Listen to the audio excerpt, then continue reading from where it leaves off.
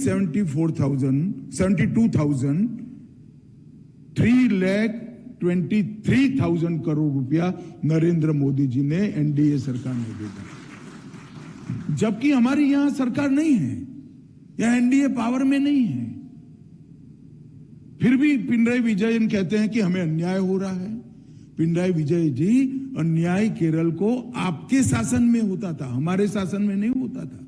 आपने सिर्फ 74,000 करोड़ दिया था, हमने 72,000 करोड़ की जगह 3,23,000 करोड़ दिया है।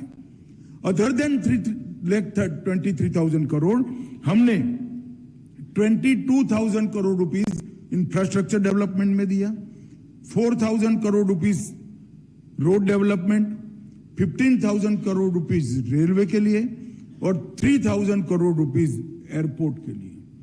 ये 22,000 करोड़ हमने अलग दिया है अर्बन डेवलपमेंट के लिए। अलापुजा, कन्नूर, कोची, कोल्लम, कोझिकोड, पलक्कड़, तिरुवनंतपुरम, त्रिशूर और गुरुवायूर अमृत योजना के तहत इसका अपग्रेडेशन करने का काम किया। तिरुवनंतपुरम और कोची दोनों को हमने स्मार्ट सिटी मिशन में लिया और जन विकास कार्यक्रम में लगभग 19 कम्युनिटी के इंफ्रास्ट्रक्चर प्रोजेक्ट्स को 130 करोड़ के फंड के साथ प्रधानमंत्री ने स्वयं हाथ में लिया है। आप डेवलपमेंट की बात करते हो, डेवलपमेंट के कारण हमें मोदी जी केरल के साथ अन्याय करे ऐसा फॉल्स नैरेटिव खड़ा करने का प्रयास कर रहे हो। मैं यहां पर पिनराई विजयन जी को कह कर जाता हूं, अगर मेरे आंकड़ों में कोई भी कमी है या गलती है तो कल आप जरूर करेक्ट करेगा, वरना आप एक्सेप्ट कर लीजिए कि केरल को अन्याय हमने नहीं, आपकी सरकार ने किया है। ये बात आपको एक्सेप्ट करनी चाहिए। और सार्वजनिक जीवन में पारदर्शिता होनी चाहिए। आप आरोप कर एलिगेशन कर भाग नहीं सकते हो। मैं आपके आरोप का स्पेसिफिक जवाब लेकर आया हूं कि आपने 72,000 करोड़ दिया था और हमने 3,23,000 करोड़ प्लस 22,000 करोड़ और कई सारी स्कीम्स दी हैं। क्या जवाब दे सकते हैं आप? फिर भी अगर मेरे आंकड़े को आप झुठला सकते हो तो आप जरूर जवाब देना। और मैं आपको कहता हूं, आपकी प्रेस का जवाब हमारे राजीव चंद्रशेखर कल 4 बजे देंगे अगर आप करोगे तो। मगर मुझे विश्वास है कि राजीव चंद्रशेखर को प्रेस करने का मौका नहीं मिलेगा। पिनराई विजयन जी जवाब ही नहीं देने वाले। फॉल्स नैरेटिव खड़ा कर फॉल्स एलिगेशन कर आप इस प्रकार का माहौल नहीं कर सकते।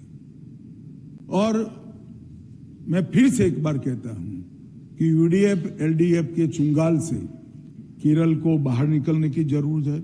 एक नया जोश, नई सोच और नए उत्साह के साथ भारतीय जनता पार्टी और एनडीए की टीम तैयार है। मोदी जी के नेतृत्व में हम विकसित केरलम के कंसेप्ट को लेकर आगे बढ़ गए हैं, जिसमें विकास भी होगा, सुरक्षा भी होगी और आस्थाओं का, विश्वास का सम्मान भी होगा। ये कंप्लीट डेवलपमेंट का जो मॉडल है, इसको केरल की जनता स्वीकार करेगी और इसी से न्यू केरल की रचना होगी। और न्यू केरल होगा तो ही न्यू भारत, विकसित केरल होगा तो ही विकसित भारत बन सकता है। ये मेरी फर्म बिलीफ है।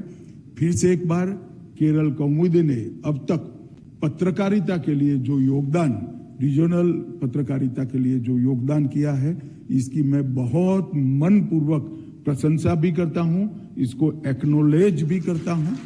और आपने मुझे मेरी बात रखने का मौका दिया, इसलिए आपका धन्यवाद भी करना चाहता हूं। धन्यवाद।